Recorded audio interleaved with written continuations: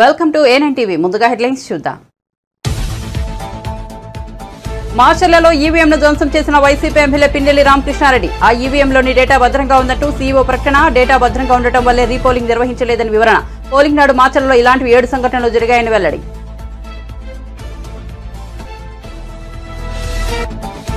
సంగారెడ్డి జిల్లా ఇస్నాపూర్ సమీపంలో పిన్నెల్లిని అదుపులోకి తీసుకున్న పోలీసులు. తెలంగాణ పోలీసుల సాయంతో ఆయన అరెస్ట్ చేసిన ఏపీ పోలీసులు.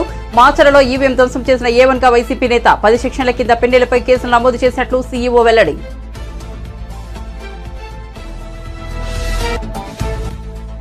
కుటుంబ సమేతంగా తిరుమల శ్రీవారిని దర్శించుకున్న తెలంగాణ సీఎం. 2 రాష్ట్రాలు సుభిక్షంగా ఉండాలని వెంకన్నను కోరుకున్నట్లు వెల్లడి.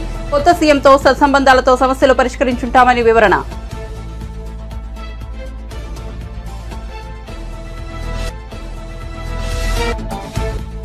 దొడ్డువడ్లు కొనేందుకు కేంద్రం సిద్ధం. కాంగ్రెస్ ప్రభుత్వానికి వచ్చిన ఇబ్బందులేమిటి అన్న కిషన్ రెడ్డి.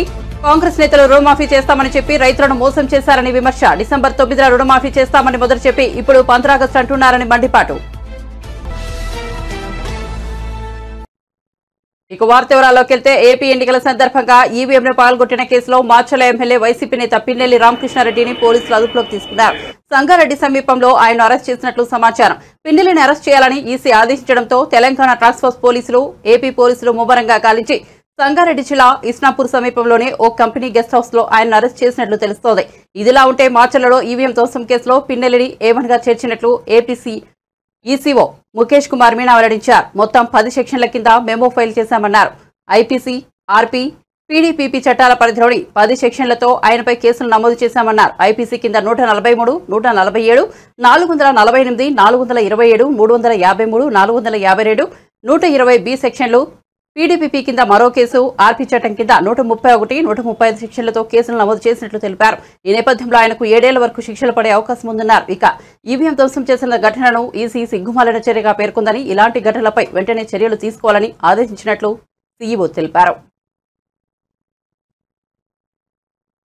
ఏపీలోని మార్చర్లలో వైసీపీ ఎమ్మెల్యే పిన్నెల్లి రామకృష్ణారెడ్డి ధ్వంసం చేసిన ఈవీఎంలో డేటా సేఫ్ గా ఉందని సీఈఓ ముఖేష్ కుమార్ మీనా వెల్లడించారు.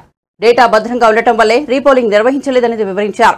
పోలింగ్ నాడు మార్చర్లలో ఇలాంటివి 7 సంఘటనలు జరిగాయని వెల్లడించారు. అందులో కొందరు ఈవీఎంలను ధ్వంసం చేసినట్టు వెబ్ కాస్టింగ్ లో గుర్తించామని చెప్పారు. ఈ కేసులో ఇంకా కొందరిని గుర్తించాల్సి ఉంటుందని సీఈఓ తెలిపారు. ధ్వంసం చేసిన ఘటనలపై విచారణ ప్రారంభించామని చెప్పిన ఆయన సిట్కు పోలీసులు అన్ని వివరాలు అందించారన్నారు. 20వ తేదీన రెంటచింతల కోర్టులో ఎస్ఐ మెమో దాఖలు చేయడంతో పాటు మొదటి నిందితుడిగా పిన్నెల్లి రామకృష్ణారెడ్డిని పేర్కొనడం జరిగిందన్నారు. 10 సెక్షన్ల కింద పిన్నెల్లిపై కేసులు పెట్టినట్లు సీఈఓ వెల్లడించారు. దీంతో ఆయనకు 7 ఏళ్ల వరకు శిక్ష పడే అవకాశం ఉందన్నారు.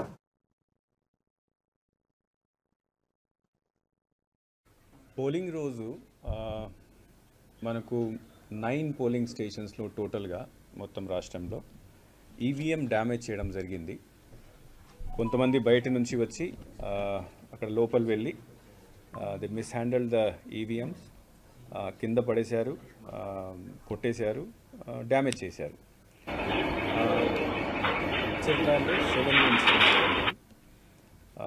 మాకు 12:30 ఆ రోజు 12:30 నుంచి 1:30 వరకు ఎన్ని ఇన్సిడెంట్స్ జరిగినాయి.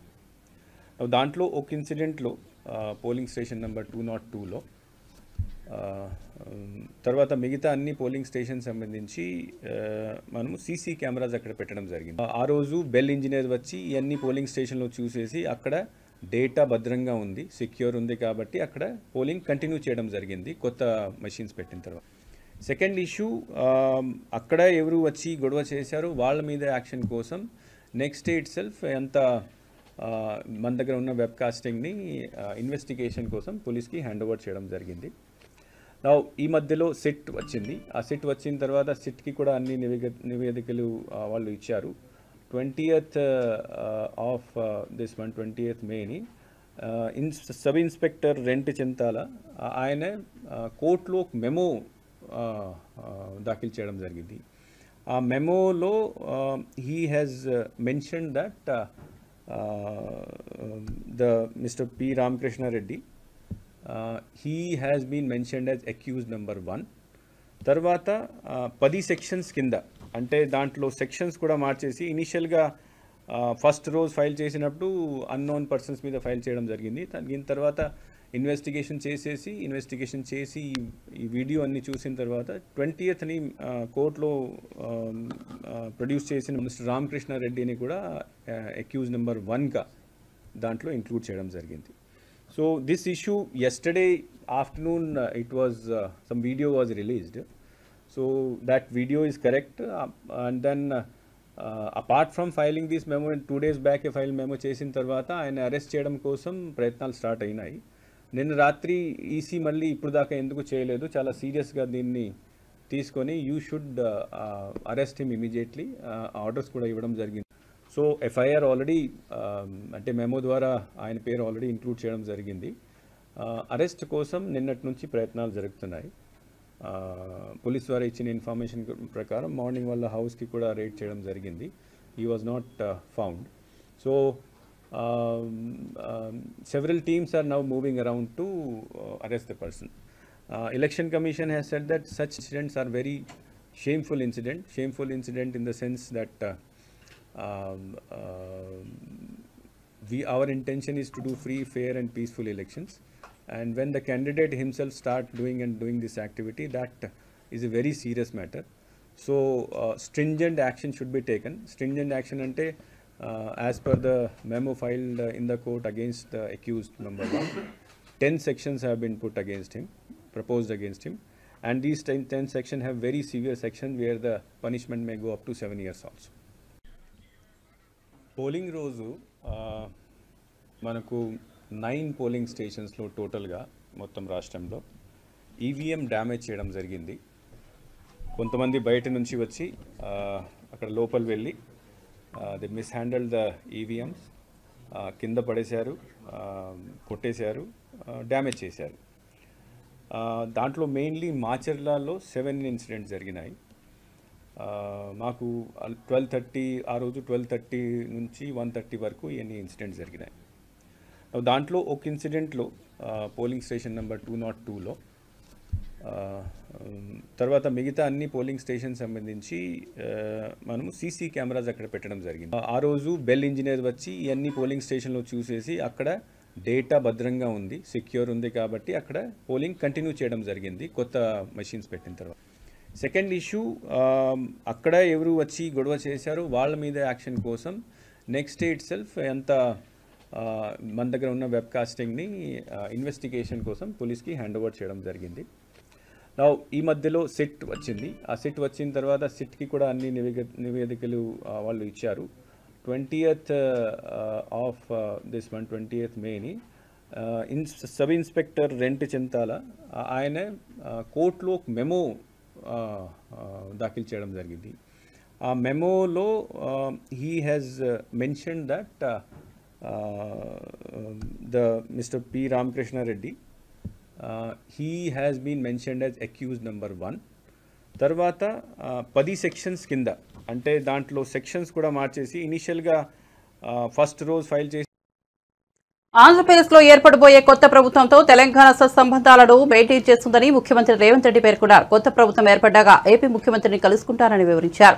2 రాష్ట్రాల మధ్య నెలకొన్న సమస్యలను సామరస్యపూర్వకంగా పరిష్కరించుకుంటామని చెప్పారు. బుధవారం తెలంగాణ ముఖ్యమంత్రి రేవంత్ రెడ్డి కుటుంబ సమేతంగా తిరుమల శ్రీవారిని దర్శించుకున్నారు. అనంతరం ఆలయం వెలుపల మీడియాతో మాట్లాడుతూ ముఖ్యమంత్రిగా బాధ్యతలు చేపట్టిన నాటి నుంచి తిరుమల శ్రీవారిని దర్శించుకోవడానికి ప్రయత్నించినా కుదరలేదని చెప్పారు.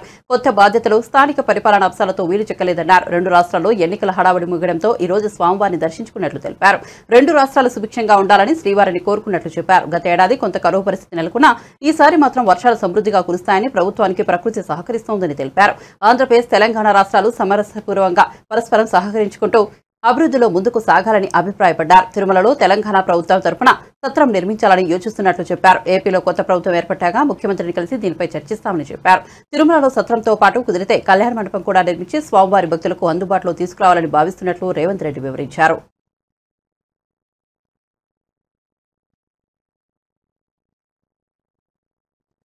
పాలనలో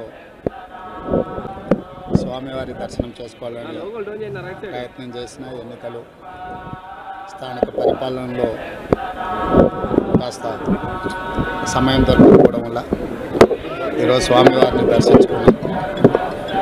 2 రాష్ట్రాల సత్సంబంధాలు కొనసాగాలని, 2 రాష్ట్రాల అభివృద్ధి పదం వైపు నడవాలని ఆంధ్రప్రదేశ్లో ఏర్పడబోయే ప్రభుత్వము మా రాష్ట్ర ముఖ్యమంత్రితో తెలంగాణ ముఖ్యమంత్రిగా సత్సంబంధాలతో సమస్యలన్నిటిని కూడా పరిష్కరించుకొని కలిసికట్టుగా నడిచి రెండు రాష్ట్రాలు అభివృద్ధి పదం వైపు నడిపించే విధంగా ఒకరికి ఒకరు సహకరించుకొని ముందుకు వెళ్ళాలని ఆకాంక్షించను. అదేవిధంగా తెలంగాణ రాష్ట్ర ప్రభుత్వం తరఫున కొండ మీద ఒక సత్రం నిర్మాణము, కళ్యాణ మండపం నిర్మించి తెలంగాణ నుంచి వచ్చే భక్తులకే కాకుండా దేశం నలుమూలల నుంచి స్వామివారిని సందర్శించుకునే భక్తులందరికీ కూడా సౌకర్యాలు కల్పించడంలో తెలంగాణ రాష్ట్ర ప్రభుత్వం కూడా భాగస్వామ్యం తీసుకోవాలనుకుంటుంది.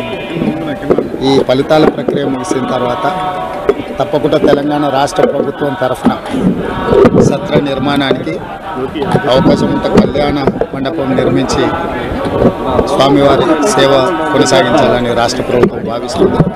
తప్పకుండా తొందరలోనే ఆంధ్రప్రదేశ్ ముఖ్యమంత్రిని కలిసి విజ్ఞప్తి చేసి ఇక్కడ స్వామివారి సేవలో తెలంగాణ రాష్ట్ర ప్రభుత్వం కూడా భాగస్వామ్యం తీసుకోవాలని కోరుకుంటున్నాను. డెఫినెట్గా మీరే చూస్తున్నారో మేము చెప్పేది ఉంది, ఇక్కడ కొండ మీద రాజకీయాలు మాట్లాడకూడదు. తప్పకుండా మంచి వాతావరణం ఉంది, వాతావరణం కూడా అనుకూలించింది. గత సంవత్సరం కరువు వచ్చిన తాగునీటి సమస్య ఉన్న సమస్యలను అధిగమించి మంచి ఋతుపవనాలు, మంచి కాలం అవుతున్నది. వానలు పడాలి, పంటలు పండాలి, రెండు రాష్ట్రాలు సుభిక్షంగా ఉండాలనే మా ఆలోచన. ప్రకృతి కూడా సహకరిస్తుంది. తప్పకుండా పాలకుల మనసులో ఎలాంటి ఆలోచనలు లేనప్పుడు స్వామివారు ఒక ఆలోచన కలిగించి తప్పకుండా ఆ ప్రాంత రైతులకు సహాయం చేసే విధంగా వానలు పడి పంటలు పండుతాయి. మా ప్రభుత్వ కార్యాచరణ కూడా ప్రధానంగా రైతాంగాన్ని ఆదుకొని దేశం యొక్క సంపదను పెంచాలనేది మా ఆలోచన. ఆ విధంగా ముందుకు సాగాలని మా ప్రభుత్వం భావిస్తుంది. దొడ్డు రకం వడ్లను కొనుగోలు చేసేందుకు కేంద్రం సిద్ధంగా ఉందని, అలాంటప్పుడు వాటిని కొనేందుకు కాంగ్రెస్ ప్రభుత్వానికి వచ్చిన ఇబ్బంది ఏమిటి అని కేంద్ర మంత్రి బీజేపీ తెలంగాణ రాష్ట్ర అధ్యక్షుడు కిషన్ రెడ్డి అన్నారు. హైదరాబాద్ లో ఏర్పాటు చేసిన మీడియా సమావేశంలో ఆయన మాట్లాడుతూ కాంగ్రెస్ నేతలు రుణమాఫీ చేస్తామని చెప్పి రైతులను మోసం చేశారన్నారు. డిసెంబర్ 9న రుణమాఫీ చేస్తామని చెప్పి ఆ తర్వాత 15 ఆగస్టు అంటున్నారని మండిపడ్డారు. వడ్లకు 500 రూపాయలు బోనస్ ఇస్తామని చెప్పారని, కానీ సన్న రకం వడ్లకే అని ఇప్పుడు సన్నాయి నొక్కులు నొక్కుతున్నారని ఆగ్రహం వ్యక్తం చేశారు. రాష్ట్రంలో 80% దొడ్లు వడ్డనే పండిస్తారన్నారు. చాలా తక్కువ మంది రైతులే సన్న రకం పండిస్తారన్నారు. కాంగ్రెస్ ప్రభుత్వం బోనస్ పేరుతో రైతులను మోసం చేసిందని ఆరోపించారు. రైతులకు ప్రభుత్వానికి కేంద్రం అన్ని రకాలుగా అండగా ఉంటుందన్నారు. రబీ సీజన్లో పెద్ద మొత్తంలో ధాన్యం సేకరించడానికి కేంద్రం ఒప్పందం కుదుర్చుకుందన్నారు. బాయిల్ రైస్ కానీ మీకు వచ్చినటువంటి బాధ ఏంటి అని అడుగుతాం. రోజు మేము వాళ్ళకి ఇవ్వము, మేము సన్న వడ్లకే ఇస్తాము అని ఈరోజు ఇచ్చిన హామీల నుంచి తప్పించుకునేటువంటి ప్రయత్నం, రైతులకు వెన్నుపోటు పొడిచేటువంటి ప్రయత్నం కాంగ్రెస్ పార్టీ ప్రభుత్వం చేస్తూ ఉంది. ఒక దిక్కు కేంద్ర ప్రభుత్వము మీరు ఎంత సరఫరా చేసినా దొడ్డు బియ్యం కొనడం కోసము కేంద్ర ప్రభుత్వం సిద్ధంగా ఉంది. కేంద్ర ప్రభుత్వము బియ్యం కొనడానికి సిద్ధంగా ఉన్నప్పుడు మీకు వచ్చినటువంటి బాధ ఏంటి అని అడుగుతా ఉన్నాను, మీకు వచ్చినటువంటి నష్టం ఏంటి అని అడుగుతా ఉన్నాను.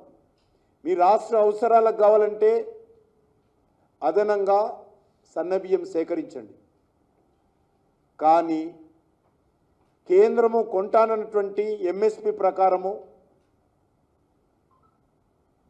మరి మీరు బోనస్ ఇచ్చి దొడ్డు రకం వరం కొనడానికి ఈ ప్రభుత్వానికి వచ్చినటువంటి ఇబ్బంది ఏందో ఈరోజు ఇచ్చినటువంటి హామీ నుంచి పక్కకు జరగడం తప్ప ఇందులో మరో కారణం కనిపించడం లేదు.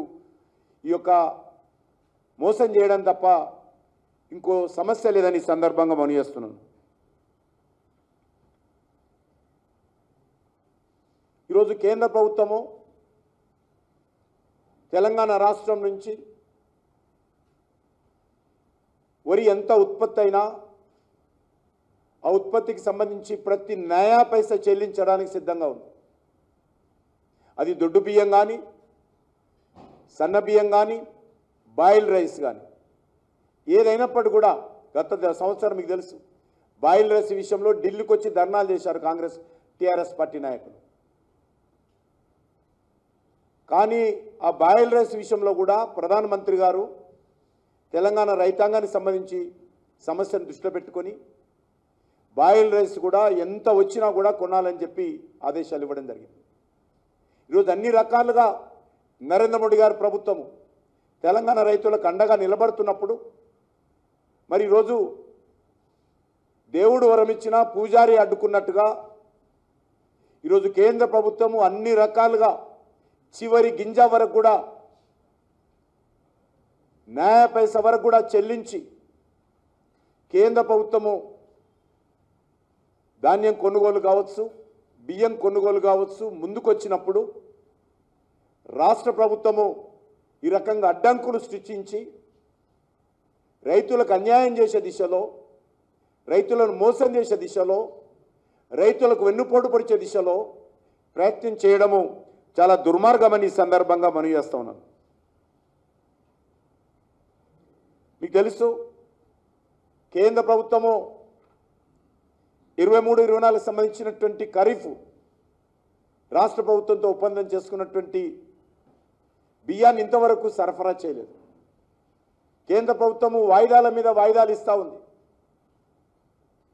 ఖరీఫ్ సంబంధించి ఇంకా 22 లక్షల మెట్రిక్ టన్నుల బియ్యం ఈరోజు కేంద్రానికి సరఫరా చేయాలి యాజ్ పర్ ఒప్పందం ప్రకారం. ఇంతవరకు అది చేయలేదు. అదేవిధంగా రబీకి సంబంధించి కూడా మరి కేంద్ర ప్రభుత్వము 75 లక్షల మెట్రిక్ టన్నుల వరి ధాన్యాన్ని సేకరించాలని ఒప్పందం కుదుర్చుకున్నది. ఇంతవరకు 23-24 సంబంధించి రబీ 33 లక్షల మెట్రిక్ టన్నుల వరి ధాన్యాన్ని మాత్రమే రాష్ట్ర ప్రభుత్వం సేకరించింది. ఒకసారి మోసపోతే అది మోసపోయిన వారి తప్పు కాదని మాజీ మంత్రి బీఆర్ఎస్ వర్కింగ్ ప్రెసిడెంట్ కేటీఆర్ అన్నారు. అయితే రెండోసారి కూడా మోసపోతే మాత్రం తప్పు మోసపోయిన వారిదేనని తేల్చి చెప్పారు. రైతు రుణమాఫీ విషయంలో కాంగ్రెస్ ప్రభుత్వం ఇచ్చిన హామీని ఉద్దేశిస్తూ కేటీఆర్ వ్యాఖ్యలు చేశారు. తెలంగాణ అసెంబ్లీ ఎన్నికల సందర్భంగా రైతుల రుణాలను డిసెంబర్ 9నే మాఫీ చేస్తామని కాంగ్రెస్ పార్టీ నేతలు హామీ ఇచ్చారని గుర్తు చేశారు. తెలంగాణ రైతాంగం ఆ హామీని అమాయకంగా నమ్మి ఓట్లేశారని, కాంగ్రెస్ సర్కార్ మాత్రం ఇచ్చిన హామీని నిలబెట్టుకోలేదని మండిపడ్డారు. రైతు రుణమాఫీ విషయంలో ఒకసారి నమ్మినందుకు రైతాంగాన్ని కాంగ్రెస్ ప్రభుత్వం మోసం చేసిందని చెప్పారు. ఇప్పుడు ఆగస్టు 15లోగా రైతుల రుణమాఫీ చేస్తామంటూ మరోసారి మోసం చేయడానికి కాంగ్రెస్ నేతలు ప్రయత్నిస్తున్నారని ఆరోపించారు. మళ్లీ నమ్మితే మోసపోవడం తప్పదని, అప్పుడు తప్పు కాంగ్రెస్ వాళ్ళది కాదు, వాళ్ళ హామీలను నమ్మిన మనదేనని చెప్పారు. రూపాయి ఇస్తే నేను 2 రూపాయలు ఇస్తా అని చెప్పి మొత్తానికి గందరగోళం చేసి ఓట్లు వేయించుకున్నారు. ఇవాళ గద్దెనెక్కింది. మరి కాంగ్రెస్ అధికారంలోకి వచ్చిన తర్వాత ఏం జరుగుతున్నదో ఒక చిన్న విషయంతో మీకు అర్థమైపోతుంది. మీ వరంగల్ తూర్పు నియోజకవర్గంలోనే ఎంజీఎం హాస్పిటల్ ఉంది. ఇవాళ పేపర్లో వార్త ఉంది, కావాలంటే మీరు తీసి చూడండి. ఇవాళ పేపర్లో, ఈనాడు పేపర్లో వార్త ఉంది. నేను చెప్పిన మానాడు కాంగ్రెస్ కావాలన్నా కరెంటు కావాలన్నా అని పదే పదే చెప్పినాం. సరే, జరిగింది. నిన్నటికి నిన్న ఎంజీఎం ఆసుపత్రిలో మొత్తం, ఎంజీఎం అంటే ఉత్తర తెలంగాణకు మొత్తం కేంద్రం ఎంజీఎం హాస్పిటల్. ఉత్తర తెలంగాణలో ఉండే పేదలందరికీ దిక్కు ఎంజీఎం హాస్పిటల్. ఆ ఎంజీఎం ఆసుపత్రిలో నిన్న సాయంత్రం 4:30 నుంచి రాత్రి 9:30 దాకా 5 గంటలు కరెంటు లేదు. 4 జనరేటర్లు ఉండే అక్కడ ఉండే. ఇవాళ ఎట్లున్నదో నాకంటే బాగా మీకే తెలుసు. కరెంటు పోతుందా ఇళ్ళల్లా? పోతలేదా? పిల్లలు మాత్రం పుట్టిరట. ఇది ఎట్లా సాధ్యం నాకు అర్థం కాదు. కేసీఆర్ 10,000 ఇస్తుండే, నేను 15,000 ఇస్తా అన్నాడు. ఇచ్చిండా? రేవంత్ రెడ్డి ఎంత గొప్పోడంటే, కేసీఆర్ ఉన్నప్పుడేమో రైతు బంధు నాట్లప్పుడు పడుతుండే, రేవంత్ రెడ్డి వచ్చినాక ఓట్లప్పుడు పడుతుంది రైతు బంధు. డిసెంబర్లో ఇవ్వాల్సిన రైతు బంధు మేల ఇచ్చి అది కూడా చాలా గొప్ప పని చేసినట్టు పోజులు కొడతా ఉన్నాడు రేవంత్ రెడ్డి. కేసీఆర్ గారు ఓన్లీ భూస్వాములను పట్టించుకుంటుండు. నేను కౌలు రైతులకు కూడా నేను ఇస్తా 15,000 అన్నాడు. ఒక్క కౌలు రైతు కన్నా ఇచ్చిండా?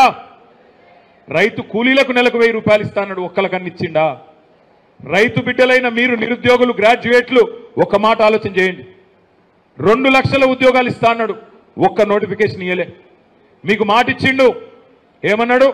ఒక్క ప్రవేశ పరీక్ష కూడా, ఒక్క ఎంట్రన్స్ టెస్ట్ కూడా పైసలు తీసుకోను అన్నాడు. రూపాయి రుసుమున్నది అన్నాడు. మేనిఫెస్టోలో పెట్టిండు. కేసీఆర్ ఇక టెట్ రాసిన వాళ్ళు ఉన్నారు ఎవరన్నా? ఏపీలో ఎన్డీఏ కూటమికి 150కి పైగా సీట్లు వచ్చినా ఆశ్చర్యం లేదని టీడీపీ అభ్యర్థి రఘురామకృష్ణరాజు అన్నారు. విశాఖలో నిర్వహించిన టీడీపీ నేతల మీడియా సమావేశంలో ఆయన మాట్లాడారు. ఈవీఎంలను తెలుగుదేశం నేతలు ధ్వంసం చేశారని ఆరోపించిన పిన్నెల అరాచకాలను మీడియాలో అందరూ చూశారని రఘురామరాజు ఎద్దేవా చేశారు. ఎన్నికల తర్వాత జగన్మోహన్ రెడ్డి రాజకీయ చిత్రపటంలో కనిపించారని విమర్శించారు. గతంలో ఎన్నోసార్లు ఓటింగ్ పర్సంటేజ్ పెరిగితే అది ప్రభుత్వ వ్యతిరేకత అనేది ఆల్మోస్ట్ 80% ఆఫ్ ద ఎలక్షన్స్ లో నిరూపితమైంది.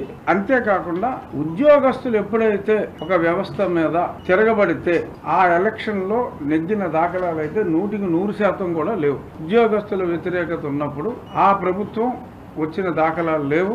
ఈ రెండు కారణాలని మనం కలుపుకుంటే 100% ఫుల్ ప్రూఫ్ జగన్మోహన్ రెడ్డి అనే వ్యక్తి రాజకీయ చిత్రపటంలో ఈ ఎన్నిక తరువాత ఉండటం అన్నది జరగదు. జగన్మోహన్ రెడ్డికి స్పష్టంగా తెలుసు అతను ఎత్తిపోయాడని. కాకపోతే ఏ 14,000 కోట్లు అయితే ఎన్నికలకి ఒక రోజు ముందు గతంలో 6 నెలల ముందు నొక్కిన బట్టల తాలూకు డబ్బులు రిలీజ్ చేయాలనుకున్నాడో దాన్ని ఇతర కాంట్రాక్టర్లకి 25% కమిషన్ తీసుకుని వెనకలాక్కునే వాళ్ళకి ఇవ్వటం కోసం మనం వస్తున్నాం. ఎందుకంటే అధికారులతో ఇంకా తప్పులు చేయించాలి. అధికారి తప్పులు చేయాలంటే ఇతడు మళ్ళీ వస్తాడని ఒక కాన్ఫిడెన్స్ ఉండాలి. కాబట్టి అధికారుల్ని బ్లఫ్ చేయడానికి ఒక బ్లఫ్ మాస్టర్ లాగా ఏదో అక్కడ ఒక చిన్న సీన్ క్రియేట్ చేసి మనం వస్తున్నాం అని చెప్పి వెళ్ళాడు. అధికారుల మీద ప్రెషర్ పెట్టి ఏదో పేమెంట్లు క్లియర్ చేయాలని చూశారు. అది కొద్దిమంది అధికారులు ఏదన్నా ఇంకా తప్పు చేసే వాళ్ళు ఉంటే చేయొచ్చు తప్ప అందరికీ కూడా క్లియర్గా అర్థమైంది అతని చాప్టర్ క్లోజ్ అయిపోయిందని. పోస్ట్ పోల్ సర్వేలు కూడా పూర్తిగా అనుకూలంగా ఉన్నాయి. నేను గతంలో చెప్పా 125 స్థానాలకి ఒక్క స్థానం కూడా తగ్గదు. ఇప్పుడు విధి అనుకూలించకపోతే అనుకూలిస్తే 150 స్థానాలు దాటినా కూడా ఆశ్చర్యపోవలసిన అవసరం ఏమాత్రం లేదు. మీకు దాడులు చేసిందంతా ఎవరో స్పష్టంగా అర్థమైంది. పిన్నెల్లి చాలా దారుణంగా కామెంట్లు చేసిన కొద్ది గంటల్లో అతను చేసిన విధ్వంసం డైరెక్ట్గా మీడియాలో కళ్ళకు కట్టినట్టుగా వచ్చింది. ఎంత దారుణంగా అతను బాక్సుల్ని బద్దలు కొట్టాడో. మరి అటువంటి వ్యక్తిని మీరు చూశారు. జగన్మోహన్ రెడ్డి ఆ బస్ టూర్లో తిరిగినప్పుడు ఎక్కడ పెద్దగా జనం లేరనుకోండి, వెళ్ళినప్పుడల్లా ప్రతివాడిని సౌమ్యుడు, మంచివాడు ఇలా మాట్లాడేవాడు. పిన్నెల్లి గారిని కూడా రామకృష్ణ చాలా మంచివాడు, ఇప్పటికే మంచి పదవి ఇచ్చా, ఇంకా మంచి పదవిలో పెడతా, మంచివాడు కాబట్టి ఓట్లేయండి అన్నాడు. ఎంత మంచివాడో తెలిసిపోయింది. నిన్న టీవీలో దొరికేశాడు. గతంలో ఎన్నోసార్లు ఆంధ్రప్రదేశ్లో ఎన్డీఏ కూటమిదే గెలుపని సర్వేలని చెబుతున్నాయని టీడీపీ నేత గంటా శ్రీనివాసరావు ధీమా వ్యక్తం చేశారు. విశాఖలో నిర్వహించిన టీడీపీ నేతల మీడియా సమావేశంలో ఆయన మాట్లాడారు. జూన్ 9న విశాఖలో జగన్ ప్రమాణ స్వీకారం అంటూ వైఎస్ఆర్సీపీ నాయకులు మైండ్ గేమ్ ఆడుతున్నారని దుయ్యబట్టారు. ఎన్నికల ఫలితాలు చూసి జగన్ షాక్ అవుతారని ఎద్దేవా చేశారు.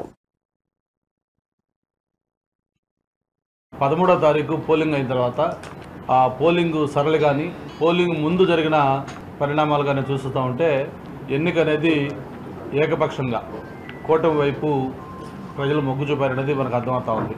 దానికి అంతకు ముందు జరిగిన పోస్టల్ బ్యాలెట్లో కానీ అలాగే హైదరాబాద్ నుంచి బెంగళూరు, చెన్నై నగరాల నుంచి ప్రజలు ట్రైన్స్లో, బస్సుల్లో యాలాడుతూ వాళ్ళు వచ్చిన తీరు, టోల్ గేట్స్ దగ్గర రద్దీ, ఇవన్నీ సంక్రాంతి పండుగను తలపించే విధంగా ప్రజలు వచ్చి ఓట్లేసిన విధానం కానీ అలాగే పర్సంటేజ్ ఆఫ్ పోలింగ్ ఎక్కడ చూసినా కూడా గతంలో కంటే కూడా 2-3% మినిమం ఎక్స్ట్రా, కొన్ని చోట్ల అయితే 10%, 11% కూడా ఎక్స్ట్రా పోలేదు. అంటే ప్రజల్లో ఒక కసి, ఈ ప్రభుత్వానికి ఎట్టి పరిస్థితుల్లో కూడా బై చెప్పాలన్న ఒక ఆలోచన, వాళ్ళ కసి ఆ ఓటింగ్లో కనిపించింది.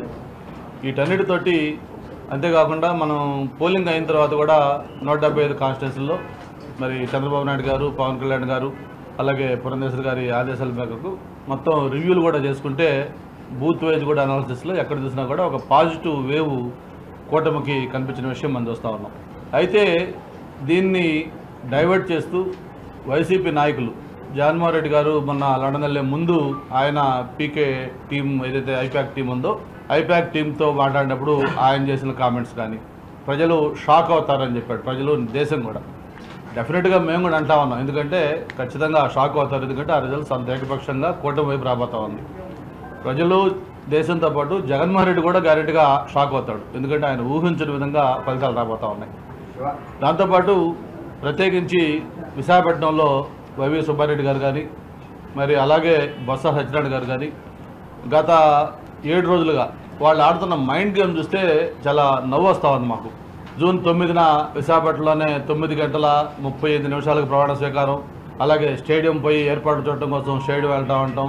అలాగే స్టార్ హోటల్స్ బుక్ చేస్తామని చెప్పడం, ఇవన్నీ కూడా చూస్తూ ఉంటే అందరూ నవ్వుకుంటా ఉన్నారు. ఒక పక్క అన్ని సర్వేలు దేశంలో ఉండే ప్రెస్టీజియస్ సంస్థలన్నీ ఆల్ సెఫాలజిస్టులు మొత్తం కూడా ఎన్నికల్లో రేపు కూటమి కన్విజన్ సాధించబోతా ఉంది అని చెప్పి ఒక పక్క చెప్తా ఉంటే, ఓటింగ్ సరళ చూసి అందరూ కూడా మాట్లాడుతూ ఉంటే వాళ్ళు ఈ విధంగా డైవర్ట్ చేయడం అనేది చాలా నవ్వులాటగా అందరూ ఫీల్ అవుతూ ఉన్నారు. దాన్ని ఎవరు కూడా సీరియస్ తీసుకోలేదు. పోస్ట్ పోలింగ్ కూడా వాళ్ళ దాడులు కానీ వాళ్ళ వైఖరి చూస్తూ ఉంటే అర్థమవుతాం. నిన్న మనకి ఏదైతే పిన్నెల్లి రామకృష్ణారెడ్డి గారిది వీడియో ఒకటి వైరల్ అయింది. ఒక ఈవీఎం మిషన్ని డైరెక్ట్గా క్యాండిడేటే బూత్లోకి వెళ్ళి ఎంత ఓపెన్గా అతను దాన్ని ధ్వంసం చేస్తున్నాడంటే అది వాళ్ళ ఫ్రస్ట్రేషను, వైసీపీ నాయకులు కంటెస్టెడ్ క్యాండిడేట్లకి ఆ ఫ్రస్ట్రేషను క్లియర్గా కనిపిస్తూ ఉంది. 4వ తారీఖు దాకా వాళ్ళు ఎన్ని ప్రయత్నాలు చేసినా ఎన్ని చేసినా కూడా పబ్లిక్ తీర్పు ఏంటో ఆల్రెడీ బాక్స్లో నిక్షిప్తమై ఉంది. మరి అది ఖచ్చితంగా ఎన్డీఏ కూటమికి ఫేవరబుల్గా రాబోతూ ఉంది. మళ్ళీ ఏదైతే వాళ్ళు చెప్తా ఉన్నారో 9వ తారీఖు, ఆ 9వ తారీఖున జగన్మోహన్ రెడ్డి గారు కాదు చంద్రబాబు నాయుడు గారు ఈ రాష్ట్ర 3వ ముఖ్యమంత్రిగా మళ్ళీ ఆయన ప్రమాణ స్వీకారం చేయబోతా ఉన్నారు. అలాగే విష్ణుకుమార్ రాజు గారు, చంద్రమోహన్ రెడ్డి గారు, నేను, మన రఘు నలుగురు కూడా కంటెస్ట్ చేస్తున్నాం ఎమ్మెల్యేలుగా. నలుగురు కూడా అసెంబ్లీలో అడుగు పెట్టబోతా ఉన్నాం. దీన్ని ఘంటాబద్ధంగా చెప్పగలం. అందరూ కూడా మంచి మెజారిటీతో ఎన్డీఏ కూటమి అభ్యర్థులు గెలవబోతా ఉన్నారు. ఎన్నికలు జరుగుతుండగా అనుచరులతో కలిసి పల్నాడు జిల్లా రెడ్డిచింతల మండలం పాల్వాయి గేట్ పోలింగ్ బూత్లోకి వెళ్లి ఈవీఎంను పాల్గొట్టిన Macherla YCP MLA Pinnelli Ramakrishna Reddy video బయటకు వచ్చి అందరినీ షాక్ గురి చేసింది. ఇప్పుడు మరో వీడియో బయటకు వచ్చింది. పోలింగ్ కేంద్రంలో ఈవీఎంను పాల్గొట్టి బయటకు వచ్చిన పిన్నెల్లిని ఓ మహిళ నిలదీసింది. దీంతో ఆగ్రహంతో ఊసిపోయిన పిన్నెల్లి ఆమెను దుర్భషలాడుతూ వేలు చూపించి బెదిరించారు. తాజాగా ఈ వీడియో వెలుగులోకి వచ్చి వైరల్ అవుతోంది.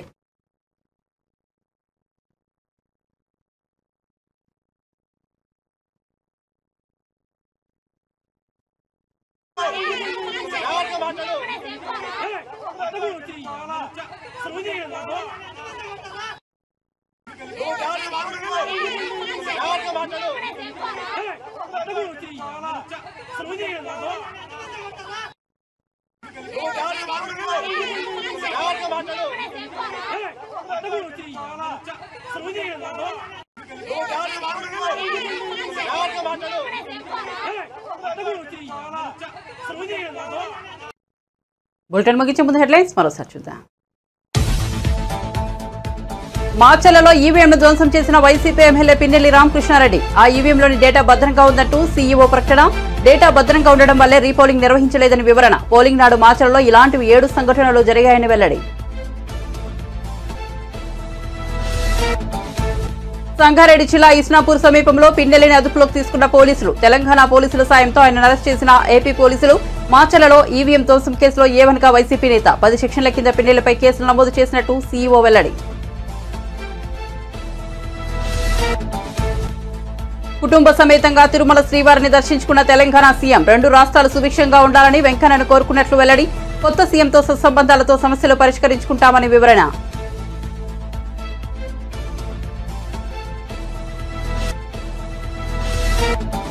దొడ్డు వడ్లు కొనేందుకు కేంద్రం సిద్ధం. కాంగ్రెస్ ప్రభుత్వానికి వచ్చిన ఇబ్బంది ఏమిటన్న కిషన్ రెడ్డి. కాంగ్రెస్ నేతలు రుణమాఫీ చేస్తామని చెప్పి రైతులను మోసం చేశారని విమర్శ. డిసెంబర్ 9 రుణమాఫీ చేస్తామని మొదలు చెప్పి ఇప్పుడు 15 ఆగస్టు అంటున్నారని మండిపాటు. మరిన్ని అప్డేట్స్ కోసం చూస్తూనే ఉండండి A9 TV.